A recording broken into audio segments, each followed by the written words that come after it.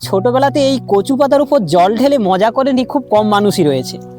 আচ্ছা বলুন তো, আমি জলটি ঢালার পর পাতাটি না ভিজে কেন এরকম ছোট ছোট বিন্দুর আকারে গড়িয়ে পড়ছে? চলুন আজকের এই তথ্যটি আপনাদের আমি শেয়ার করব। আচ্ছা, জল তো সব কিছুকেই ভিজিয়ে দেয়, তাহলে এই কচু পাতাটি ভিজলো না কেন? চলুন সেই তথ্যই একটু আপনাদের জানিয়ে রাখি।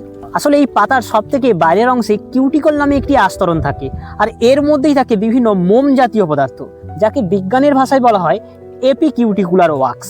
আর এই মোম জাতীয় পদার্থগুলি জলের প্রতি আকর্ষণ কম দেখায়, তাই পাতার সঙ্গে এরা ভালোভাবে লেগে থাকতে পারে না।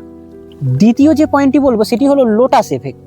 আসলে বন্ধুরা, এই যে কচু পাতার উপরিতলটা মসৃণ মনে হলেও কিন্তু আপনারা যদি অণুবীক্ষণ যন্ত্রে এটিকে ভালো করে পর্যবেক্ষণ করেন, তাহলে কিন্তু এটি মোটেও সমতল নয়। এই পাতার ওপরে রয়েছে অসংখ্য ক্ষুদ্র সূক্ষ্ম সূক্ষ্ম খাঁজ, যার ফলে পাতার উপরিভাগ বাতাস আটকে থাকে, এবং জল যখন পাতার উপরে পড়ে তখন তা পাতার মূল ত্বক দিয়ে সহজেই নিচে গড়িয়ে যায়। তো বন্ধুরা, নিশ্চয়ই আপনারা জানতে পারলেন কেন কচু পাতা জলে সহজেই ভেজে না। তো যদি ভিডিওটি ভালো লাগে অবশ্যই লাইক, কমেন্ট, শেয়ার করবেন।